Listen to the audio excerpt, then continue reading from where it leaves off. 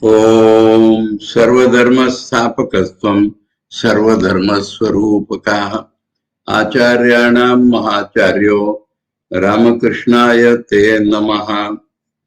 We are studying Sri Ramakrishna, the Great Master, first part. And in that we are studying the first chapter now. The introduction told us about incarnation. And incarnation comes when there is a need of the age. Now that need of the age we are seeing now. That this age has started from the Western influence over the East. And the West, because of the cold, it became body conscious and selfish, and collective selfishness means patriotism.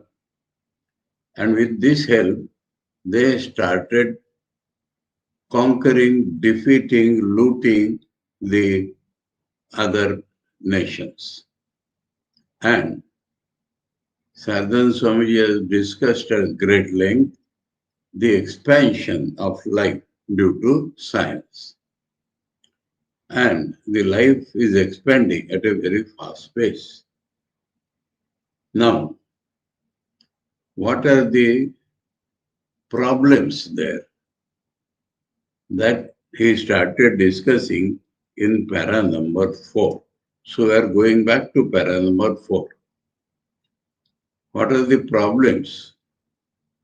And the first problem is, now their method is that when they had life expanded like anything, and life become smoother to live in, then they thought of the inner life. Inner life has never been main in them because they started with the body. But when they had plenty of leisure, money, comfort of the body, then they thought of the mind or the inner life. Now they had a religion, and that religion, Christianity, was and is dogmatic to a great extent. Christianity is just not what Christ taught, please remember. We call it Christianity, but some people call it churchianity. That means what the church, the authorities of religion, tell us, that we have to accept. Not even going back to studying the Bible ourselves. So it became dogmatic. That means even though science demonstrated certain facts of the physical world, what has religion to do with the physical world?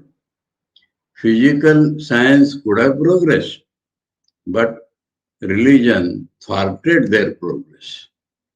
Religion did not allow independent research if it went against the dogmas of their religion. Now, but they are having that desire of expansion. So it did not take long for them to decide the course that we won't listen to these priests at all. Remove them from our methods of progress. Don't allow them to thwart our methods. Now, in that, there is one big danger. And the danger is that along with the dogma, every religion has a spiritual part. Every religion gives major place to the development of consciousness in man. And if the religion becomes dogmatic, you remove the religion itself, so you are losing faith in the basic truths of human nature. That is one point made. Second point, that how that is their method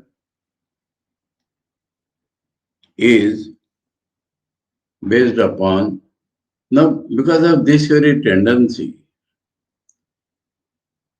based upon the perception of five senses and any amount of reasoning based on that. But if there is a perception beyond five senses, the modern science, which is called here by Saradananda Swamiji, material science, we call it physical science, material science, science dealing with matter, also with energy, which is material, non-conscious. So unconscious matter or energy was the object of their study. And so this science thought of observing, main point here, when they started looking inside, they found that there is I consciousness. And this I consciousness is consciousness. And they want to study the subject, that is the subject. I consciousness is the subject. Material and outside world, including the mind, is object. Now, even mind to study, we require a different method than studying the outside objects. And to study consciousness, we will not be able to proceed even one step if we study it as an object. It is subject. And to study subject, we require different methods. That is the most important point which science has missed. There is a consciousness we have to study that. They take consciousness as a study, thinking that it is an object of study. But they are studying. How can they be objects? So that is the big gap in the method of science. They may prove anything about the physical world, but so far as the inner world is concerned, mind cannot be studied like matter. And they understood mind is also matter, but mind is subtle matter. So subtle things cannot be studied by gross five indriyas. And any reason based upon those five indriyas, you can never study that which is not amenable to the five senses. One point. But more important than the subtle matter is consciousness. I am aware of the world. In me, even in an ant possesses I consciousness. Engine does not possess it. And so, other than the matter and energy, gross or subtle, there is a fact of consciousness. And they had a glimpse of it. But to study that consciousness, they applied the same method as they are applying to the objects. And it is impossible. You cannot study your own real nature by treating yourself as an object. Your body is an object. And if you can perceive the mind, if you perceive the mind with the help of perception which goes subtler, then you could have studied mind as an object, which the Indians are famous in doing. But they studied mind as behavioral aspect only. So the effect on matter only, because that is perceptible to the five senses. So one mistake is the method of studying the mind is different than the adopted by them. Secondly, there is fact of consciousness. And this fact of consciousness, when they had a glimpse of it, they started studying it also as an object, and which can never be studied. So, holding that truth can be ascertained only by the direct evidence of the senses backed by reasoning, inference, etc., the West henceforward began to worship objective matter. Worship means giving highest value to objective matter, including energy, material or physical, thinking that the subject perceived as the I consciousness. Subject is not subject of study, that is become object. Study subject here is the psychological aspect of the universe, I. Subject means the consciousness which makes me study the objects. So I have first of all decided that all the world is an object. Yes, it may be, but it has the consciousness as its main factor. And that consciousness is not at all material, not at all falls in the category of material energy. It is even beyond the mind. And this consciousness has to be studied by different methods. This they missed. So they started investigating it to the category of, belong likewise to the category of matter. It therefore, it means West, therefore proceeded to investigate the nature of that consciousness also by the method of perception, of which we have already spoken. Perception as an object. Thus, for the last 400 years,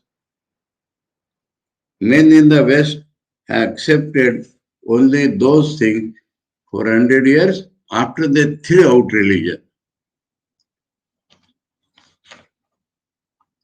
Now, do you want to understand this throwing out of religion? Today, America, England, Australia, Canada, the churches are falling empty.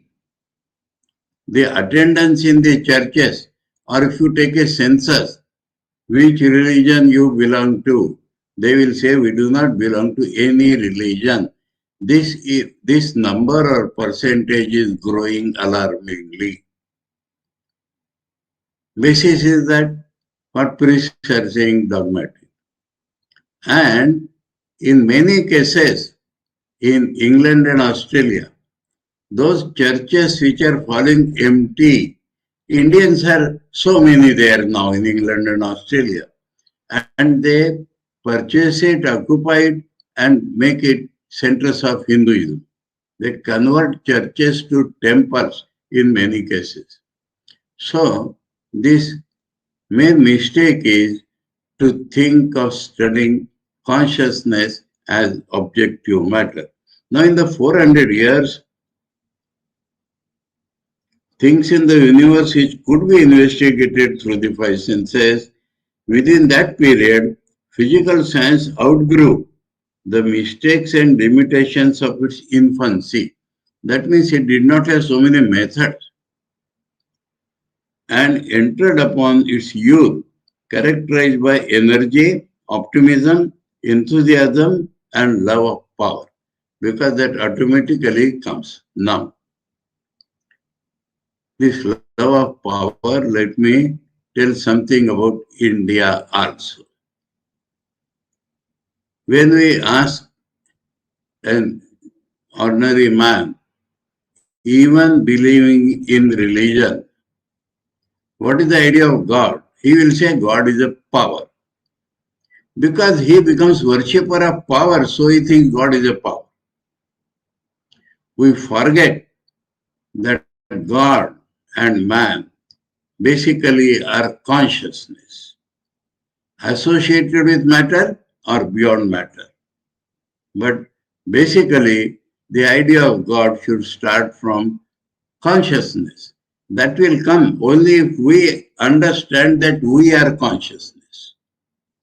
If we are body, mind, God is also like that.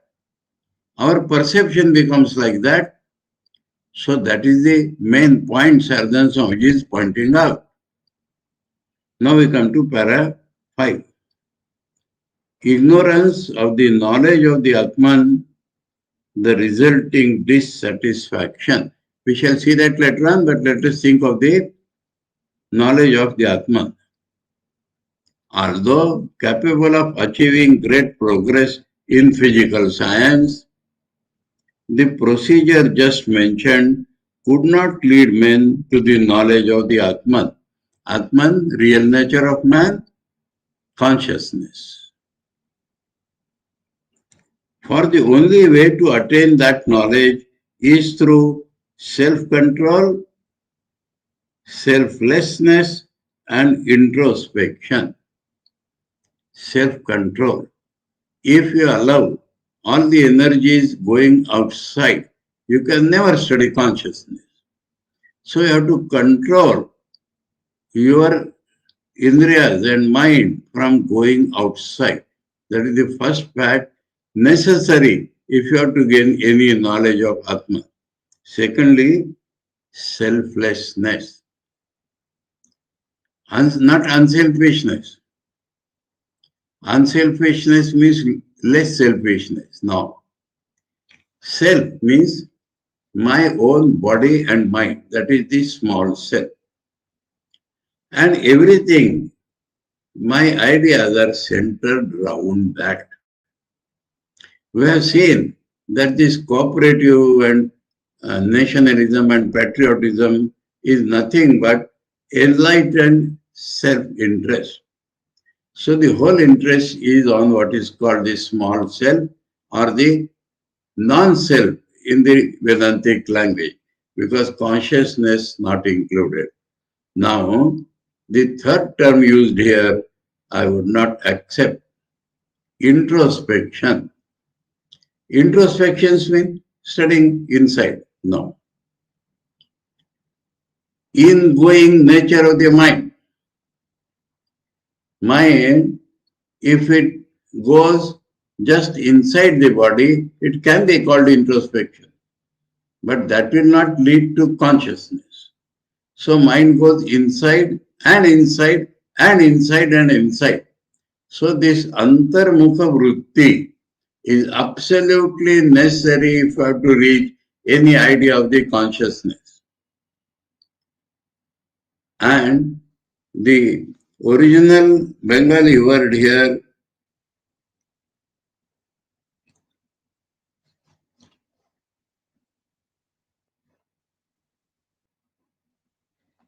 संयम, स्वाधीनता, स्वार्थहीनता एवं अंतर्मुखता. Antarmukhata is very different from introspection. There is no proper English word. Introvert is still bad. Antarmukhata. Mukha means direction, face.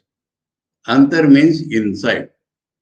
So inner tendency, the tendency of our body, mind and everything, the instruments of our study, if it is going inside and inside and inside, that is the only way to reach consciousness. So this introspection word is very insufficient. We could call it ingoingness of the mind. Ingoingness of the mind. This is the method.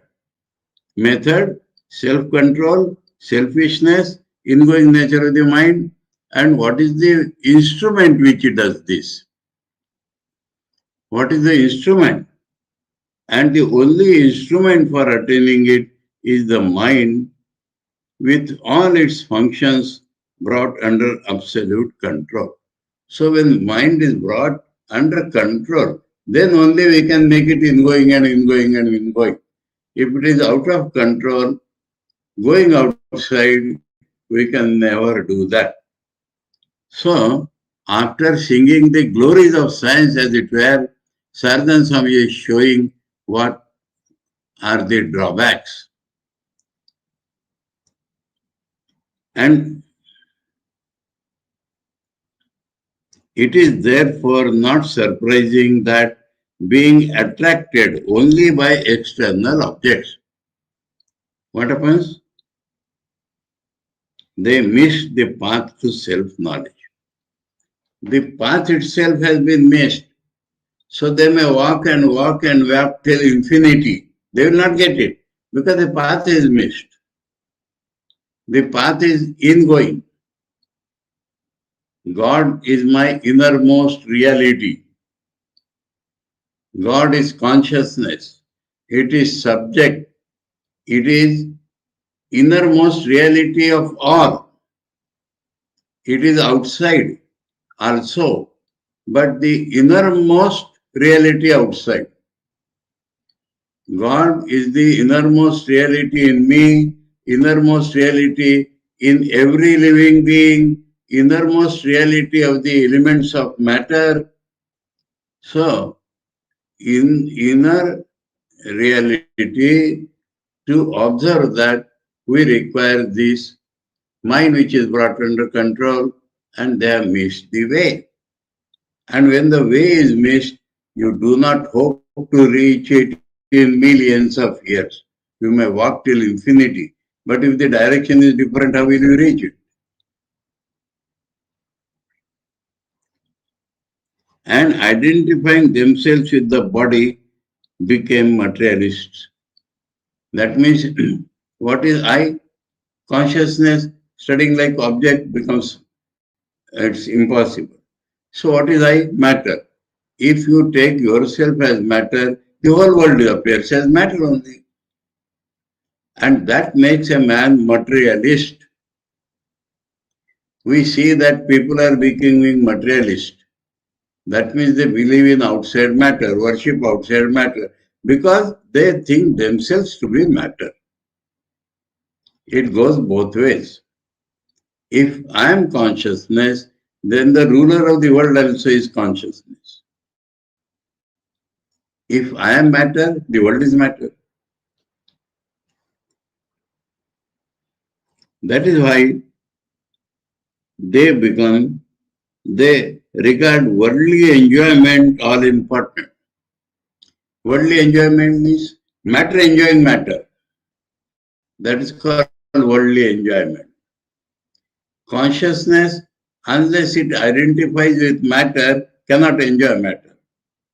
Consciousness enjoy or consciousness derives its joy from worship of God, which is superconscious. So consciousness turning to object, consciousness loses its character as consciousness. So it is indriyas or matter seeking joy from objects which are matter. And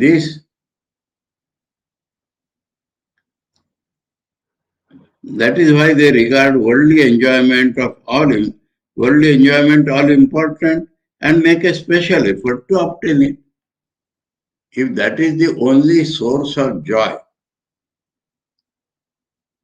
then I must make all attempts to obtain it. Mind you, joy or search for joy is the only driving force in man. And unless we understand that the real joy comes from consciousness, we call God or Atman as Sat Chit Ananda. Existence, consciousness, bliss. It is the very nature of Atman. It is the very nature of God. And so, if we do not know that joy is there, then joy becomes interaction, so-called joy becomes interaction between indriyas and objects. So, that is most important because we must have enjoyment.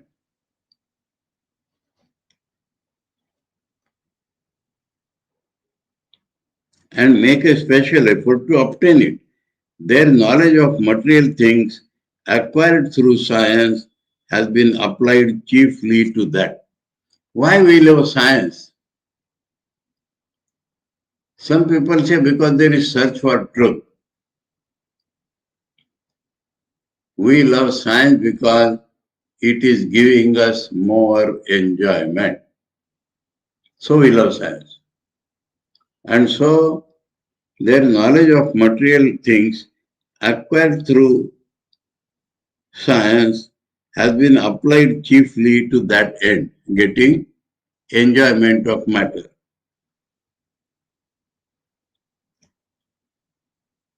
And has made them more and more selfish and conceited.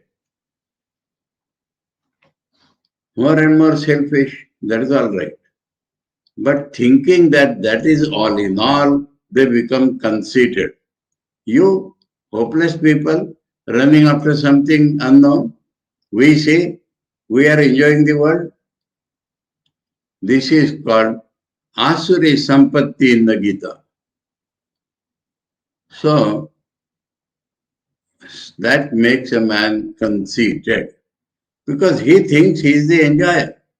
Others do not know it at all. So if many persons start thinking like that, then they crush each other for proving that. Therefore, we find in the West a social system based on wealth. That is also an important thing. The West in general, before a few years, Canada in particular, every day the official TV showed India in very black light because of its caste system. Swami Vivekananda has said that our hierarchy, higher and lower, depends upon development of mind, development of consciousness, gunas, and your higher and lower depends only on money. Now we see that in India also, 2, 3 classes. Politicians by fraud.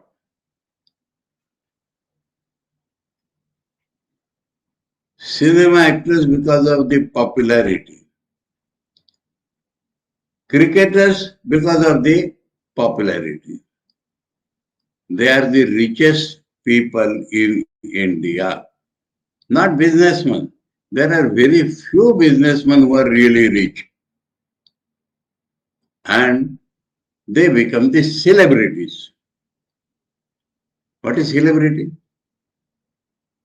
And we run after every detail of their inner life. Swamiji showed this in the West. He also said, your civilization is made by the tailor. Our civilization is made by the development of mind. So, this is the main crux. They have 2 terms, class and mass. So, if a person in the mass, due to lottery or anything, gets money, he becomes a member of the class. And that is what is happening.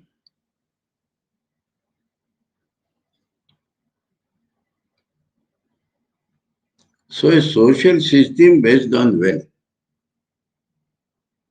We also find their death-dealing weapons. Because we are conceited, we want to be rich, we want to loot others as individuals, as nations.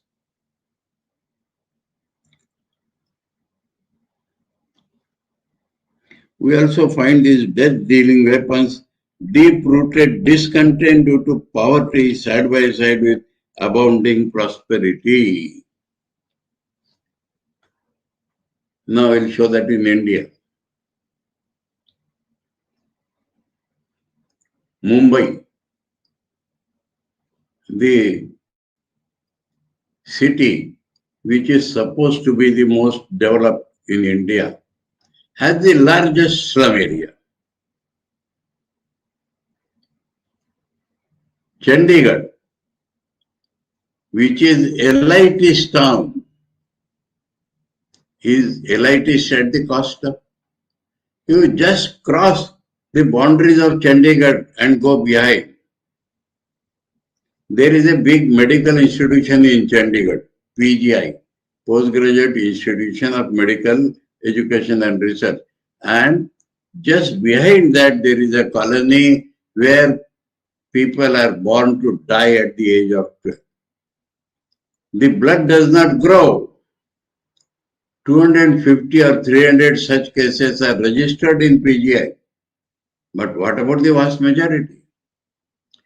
There is another colony behind that suburb Panchkula. And there pigs are more than men. So elitists at the cost of whom?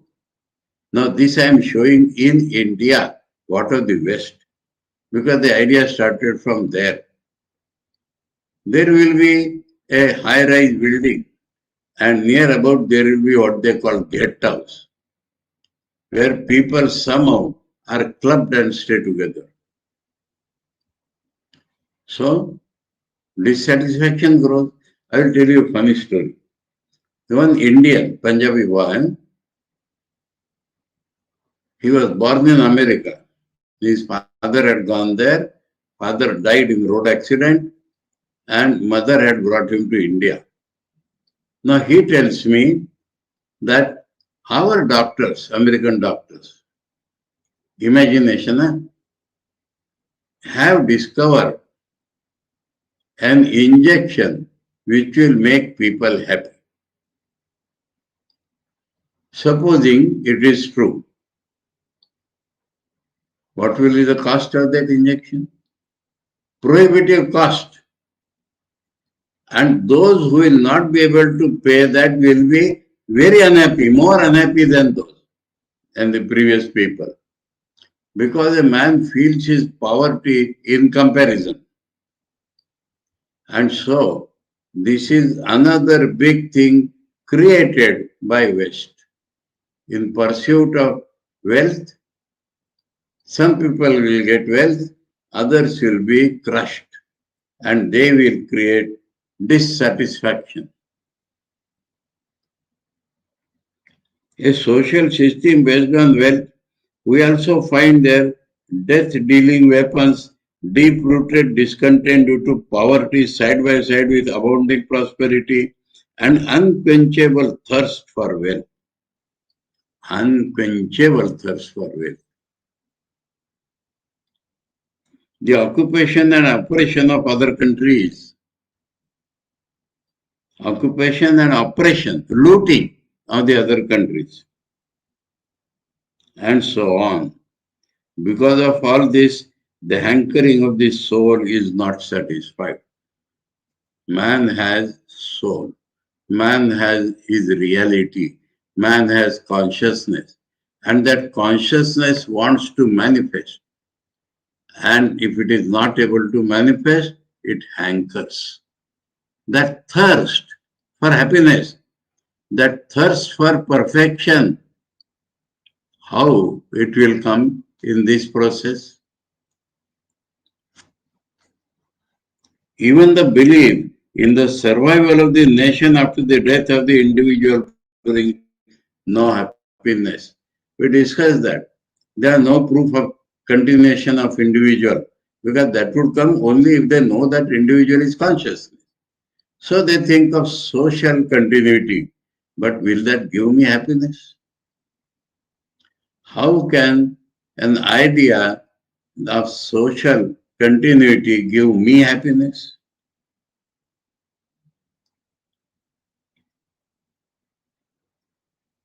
Even the belief in the survival of the nation after the death of the individual brings no happiness.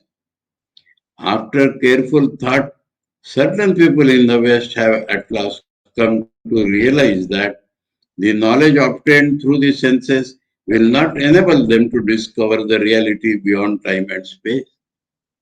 Reality beyond time and space, again we are pointing out to consciousness. And that cannot be found, this some of them have found.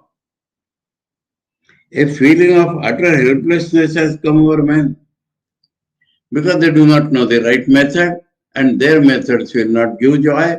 So, utter helplessness.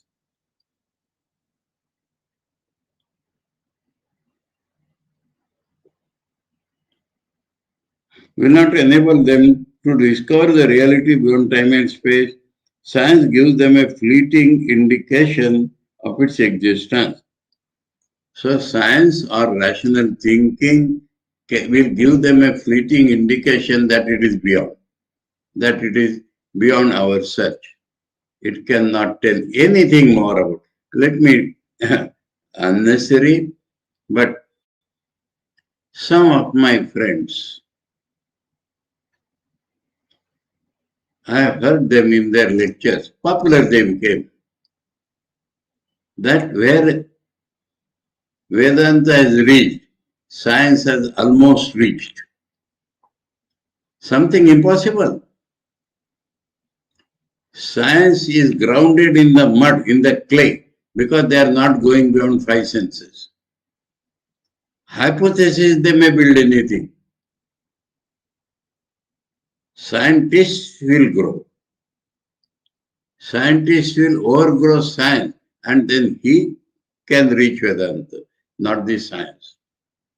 Science methods brilliantly, rationally analyzed by Saradananda Swamiji, rationally, psychologically, that they will never reach, they have missed the direction.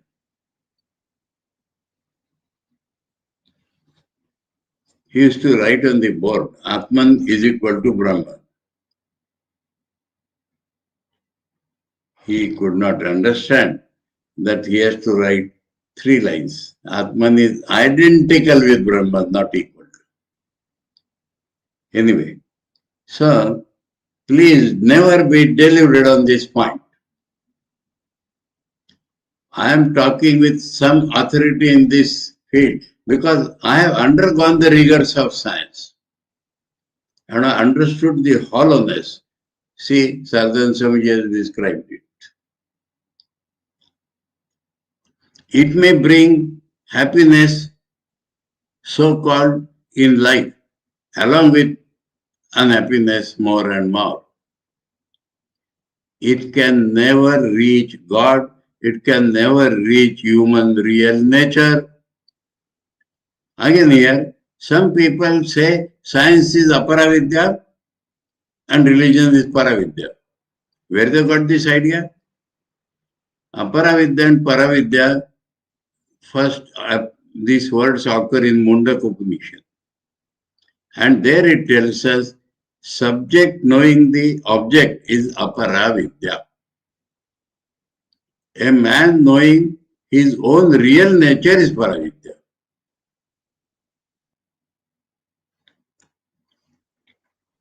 You know that in Mundaka Upanishad, all the textbooks of religion, four Vedas, their angas, all are called aparavidya. Paravidya is not a book. Paravidya is that by which you will realize your own real nature. That is what Mundaka Upanishad talks.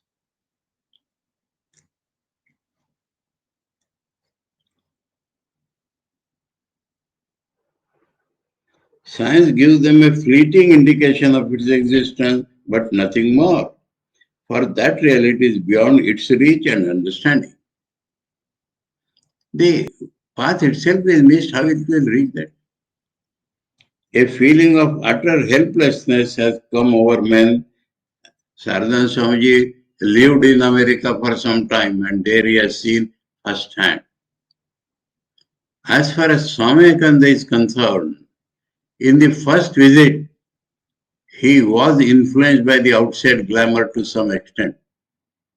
And in the second visit, he says about himself that now I find it is laughing outside and crying inside.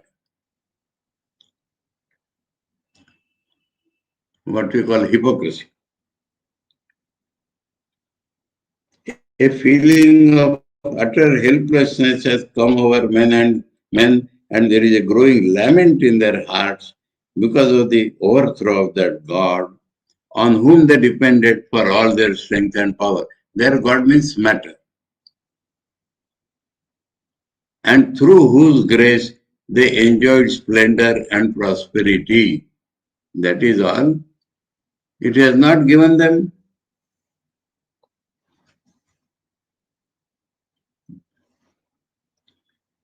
If now what we have to do, we are not in the West. If we have to do 6 number para, if the East wants to progress like the West, it has to cultivate selfishness and a passion for sense pleasures. Straight away. Do you want to imitate the West? Then selfishness, sense enjoyment, we have to give more value to this. Forget about spirituality. That is the only way if we want to enjoy and despair like the West. One funny thing I will tell you. Now in every city in India, one gentleman from Mumbai came to Nagpur. And in Nagpur, there were a few high-rise buildings. Not very high, but a few high-rise buildings. And that gentleman exclaimed, that experiment which has failed in Mumbai, why you are copying in Nagpur? That is what he said. I remarked, that experiment which failed in London and New York, why you copied in Mumbai? So we are also copying that. So that is what happened.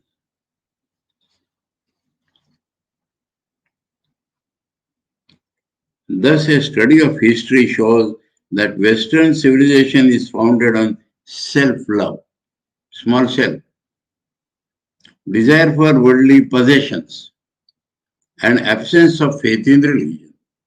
Religion means spirituality, religion means worship of consciousness and bliss, and absence of faith that it can be done. Shraddha itself is gone. Should therefore an individual or a nation wish to achieve the results obtained by the West, individual or nation, he or it must build on that foundation. That is the reason why Japan and other Oriental countries which have modeled their national life entirely after the West cannot, with all their love of country and nation, escape these evils. Anyway, something about Japan. We are finding that in India also, the Prime Minister had to be deposed because of his love for money and fraud.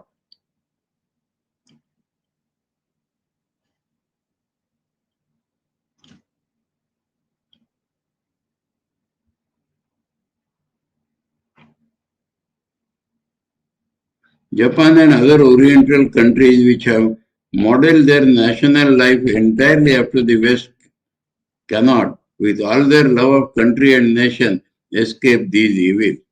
This is the unfortunate result of being inspired by Western ideals, as will become clear by study of Indian life after it came in contact with the West. So that is how we find. First study the West and see India influenced by the West. I have been describing that foundation of the ancient national life of India. That is another important point.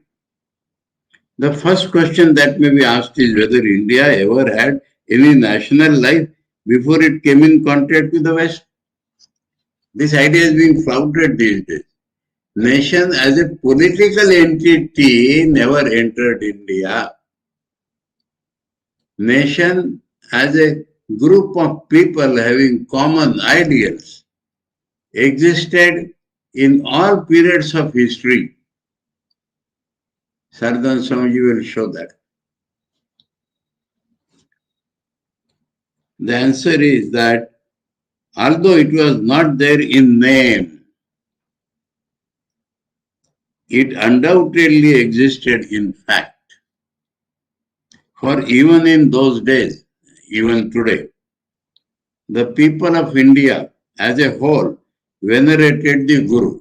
Tell us. So only in the matter of idealism we are India. Otherwise a piece of land? No. Piece of land get fractured. We are not Indian now.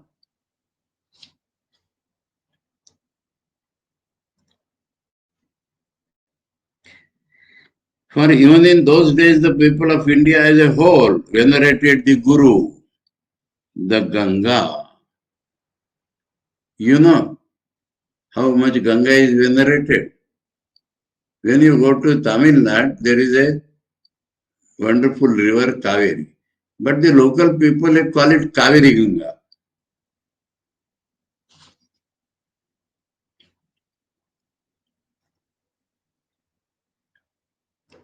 The Gayatri.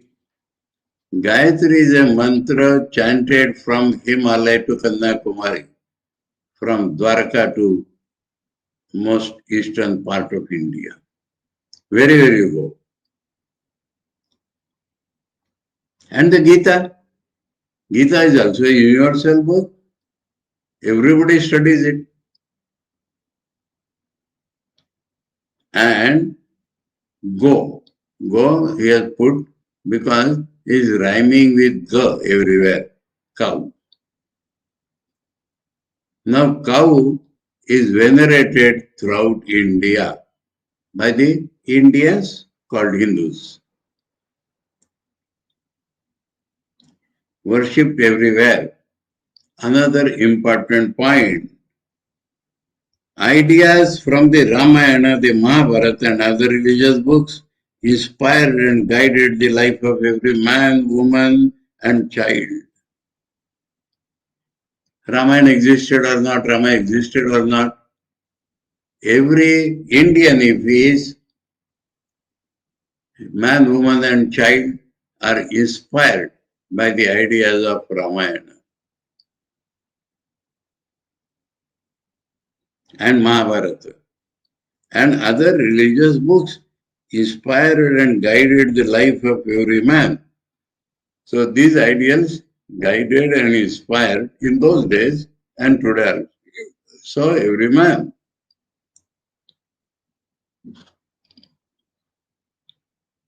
Another common point. Sanskrit, the language of the gods, it is called Deva Bhasha, was the common medium of expression for the learned. Important point. Sanskrit was never the common language of the common man. But Pandits coming from Telangana, Karnataka, Tamil Nadu, Kerala, coming to central India, north, east, west, he is a Pandit, he knows Sanskrit and he talks to other Pandits in that language. So common language of the Pandits throughout India is Sanskrit, no other language.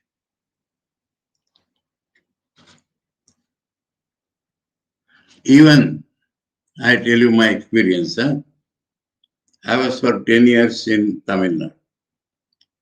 Now I used to hold some sort of religious class for the boys. And I would talk in English. Now, sometimes the word would not hit the hearts of the boys. So I used to use some Sanskrit word. And they would say, oh, this is our word. This is Tamil. We understand. Sometimes this would also fail to impress them. Then I used strange Sanskrit words which are not used commonly in Sanskrit. They would say, this is Tamil. Anyway. Mind you, Swami Vivekananda has pointed out this Dravidians and Aryans, this Tamil is a separate language, was cultivated by the Britishers.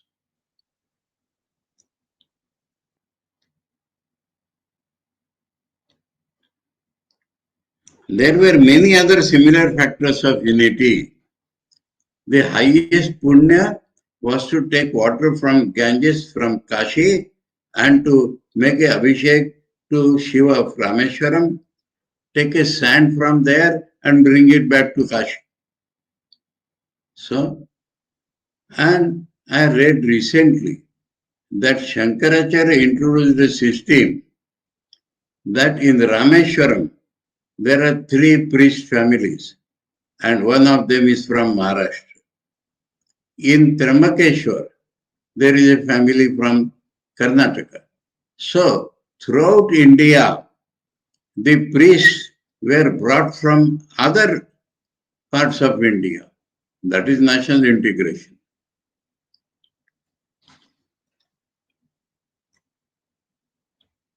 Sanskrit, the language of gods, was a common medium of expression for the learned.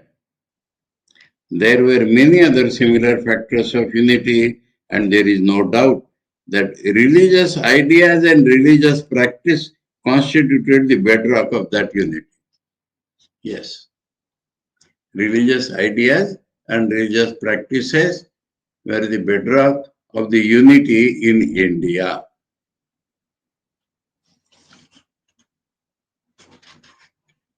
Founded on religion, the society of India never ran after worldly enjoyment. Aim of life is perfection. Aim of life is realization. Aim of life is moksha. Aim of life is going beyond this world. So why we shall quarrel about small enjoyments and all that? And man belonging to every caste will go there. Therefore, there was no quarrel in old India. Religion, the basis of the national life in India, made her civilization unique. We do not find it anywhere else in the world. The chief characteristics of this civilization was self-control, which regulated both individual and national conduct. He has repeatedly mentioned this. And let me tell you, the American culture, as it is called, the American anti-culture, as I call it, does not believe in control at all. They do not preach control at all. They say, don't control, then only you can progress. Then you will fall flat. Through pleasure, beyond pleasure. So pleasure anchoring is there. But that pleasure should be directed in such a way that we go beyond this ordinary pleasure and reach the real bliss. That is the Indian idea. So we Indians do not know, and that is why it's so important to read this Swami Saradananda. Was the maxim of every Hindu, now is clearly mentioned Hindu here. I have already told you Hindu, Indian is the same word coming from the Yavanas and Arabians. Though pleasure, through pleasure, beyond pleasure was the maxim of every Hindu in his journey through this life, which was looked upon as only a preparation for the life to come. So this life is only a transition. And if we live it in a better way, we shall have a better life. And if we live that in the best way, we shall reach moksha. So this is only a journey. This is not all in all. Only as a preparation for the life to come. Reminded of these high ideals at every stage of the individual or national life, a Hindu could not lose sight of it. In the first Avatarnika, he has explained everything was based upon religion because people were born like that. He was forced, so to say, to keep himself always oriented towards this grand goal. Forced.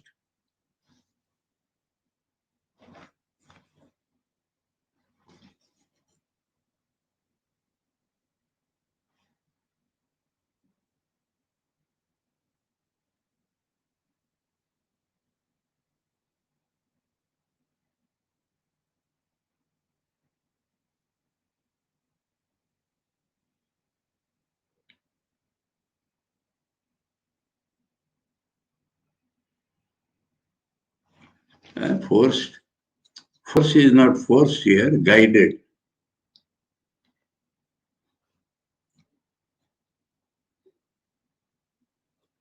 He was forced, so to say, yes, said. He was guided, so to say, to keep himself always oriented towards this grand goal.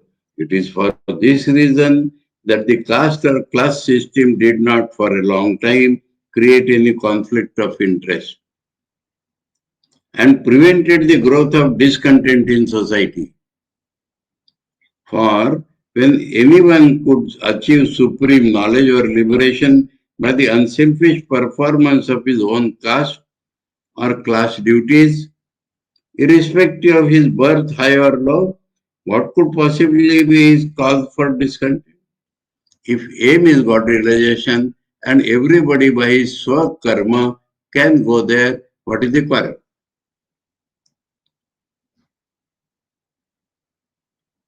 Contrary to what happened in the Western society, which is based on the right to equal opportunities for enjoyment, there was no dissatisfaction among social groups in ancient Indian society. Based as it was on the equal right and opportunity to achieve the highest ideal, namely supreme knowledge or liberation. Knowledge here means knowing God, realizing our own real nature, change of consciousness. That is called knowledge, and everybody can achieve that, and everybody can become free from the bondages of this earth. The changes that have occurred in the national life of India since and as a result of its contact with the West are discussed below. So that was Indian life, Indian nation. There was no quarrel or discontent. We see Rama mixed with all castes, and all castes were so happy with his behavior. So that was India.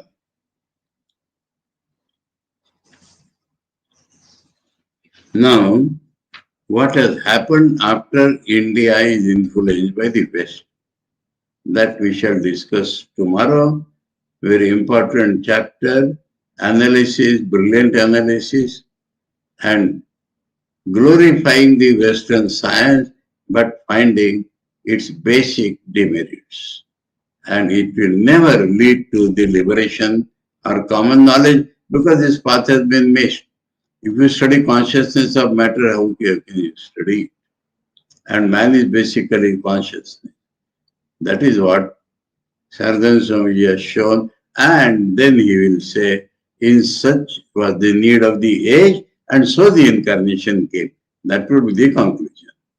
Om Sarvadharma Sthapakasvam Sarvadharma Swarupakaha Acharya Anam Mahacharyo Ramakrishna Te Namaha.